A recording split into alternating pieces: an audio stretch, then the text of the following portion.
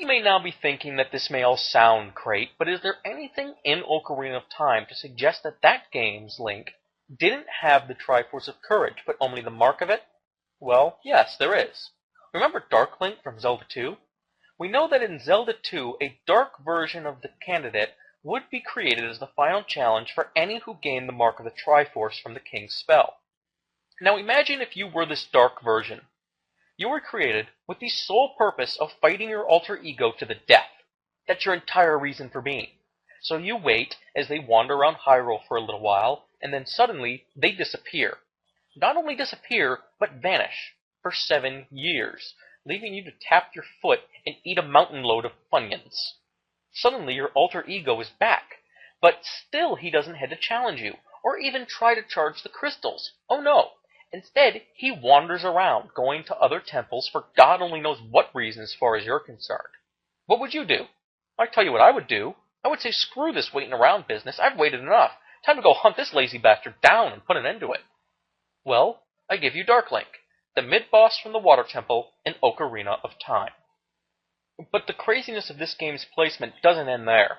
We know from the King of the Red Lions in Wind Waker that shortly after the Hero of Time left to regain his lost childhood, the Triforce of Courage was split into 8 pieces and was scattered across Hyrule, not to be put back together again until that game by the Wind Waker Link.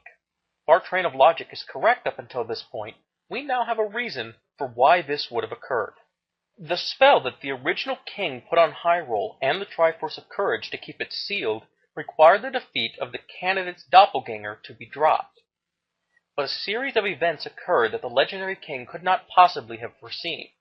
The final guardian was defeated, but the other dungeons had yet to be touched, and the crystals were still dormant that were required to actually break the final seal. The spell may have been able to handle the Triforce's urge to unite with its chosen vessel at this point, but consider what would have happened when the Hero of Time vanished from, well, time. Not only has the final guardian been defeated, but the person who did it and was marked by the spell has vanished. Not died, which the spell might have been able to handle, but vanished, as if he never existed. But he did exist, and was marked by the spell, but now he doesn't. And he defeated the final obstacle, but he does not exist anymore. The conflicting elements within the king's spell may very well have torn itself, and by extension the Triforce of Courage, apart, and scattered its pieces around the world. It's also important to note that Impa may have intended to take the Hero of Time to the Northern Castle after the threat of Ganon was dealt with, but didn't foresee Zelda promptly sending him back in time before she could act. Despite all of this, the fact that the Triforce of Courage was fragmented after the Hero of Time left to the Young Link timeline effectively rules out the adult timeline as a possible placement. After all, the Triforce of Courage must be sealed for Zelda 2 to take place, as it's scattered after Ocarina of Time and not put back together again until after Hyrule is flooded beneath an ocean. We once more create an adult timeline paradox, rolling it out. Moving to the Young Link side of the timeline, we see in Majora's Mask that the Hero of Time has lost the mark of the Triforce on his hand. And this makes sense. The act that gave him the mark of the Triforce was taking up the mantle of the Hero of Time by releasing the seal on the Master Sword. This never happened in the Young Link timeline, so it makes sense that the King's spell wouldn't have taken notice of this version of the Hero of Time and would have stayed in its dormant state.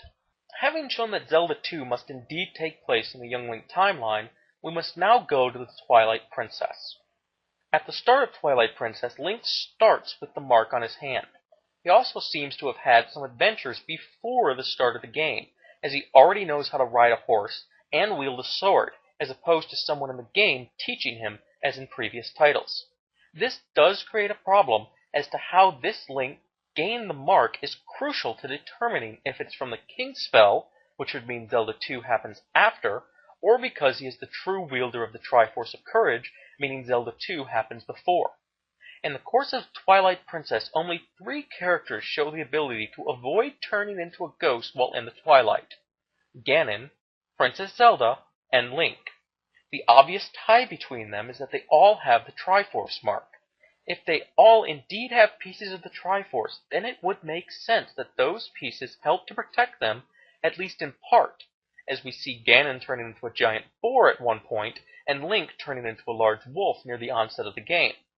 This would seem to imply that this Link does indeed possess the Triforce of Courage, meaning that Zelda 2 would take place before Twilight Princess. Further circumstantial evidence can be found for a placement of both games before Twilight Princess from the destruction of the Temple of Time, and by extension the original Castle Town and Hyrule Castle, in Twilight Princess. Only 2 times are mentioned in any Zelda game as causing extreme destruction to Hyrule. One is the Flood, and the other is Ganon's invasion in the original title.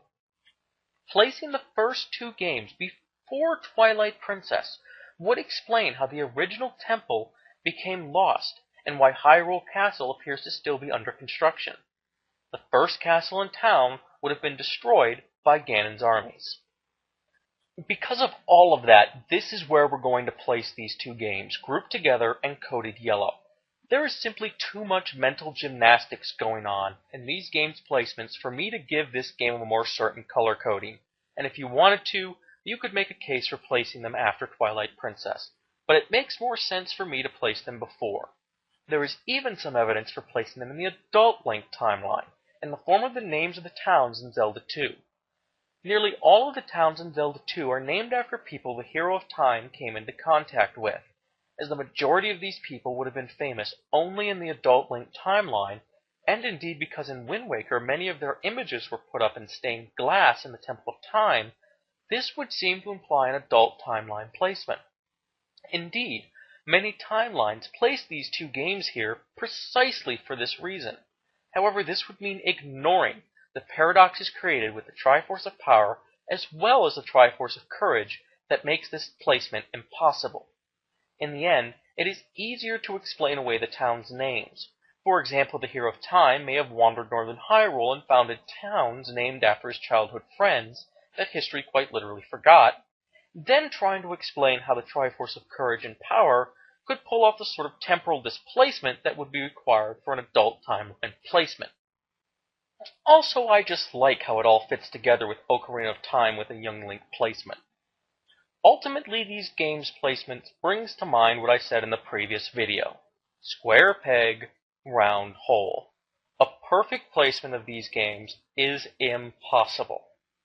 On a side note, if you've been able to follow everything up to and including this video, then congratulations! You now know enough little details about The Legend of Zelda to be considered a Zelda nerd. Putting this headache behind us, in the next video, we will look at a split personality Link and the game that introduced us to the Master Sword.